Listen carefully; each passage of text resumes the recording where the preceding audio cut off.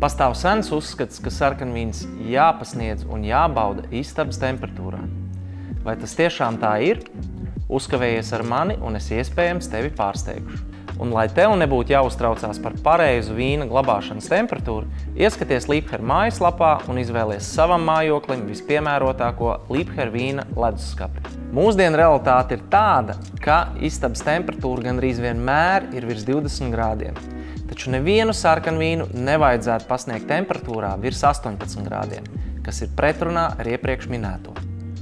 Vieglākiem un svaigākiem sarkanvīniem ar zemu tanīnu līmeni ieteicamā pasniegšanas temperatūra ir starp 14 un 16 grādiem, kas palīdzēs izcelt šo sarkanvīnu dzīvīgo skābumu un augļainumu, kā arī nepadarīs to garšu raupju un rūgtenu. Pilnīgākus un piesātinātākus sarkanvīnus vislabāk pasniegt temperatūrā starp 16 un 18 grādiem.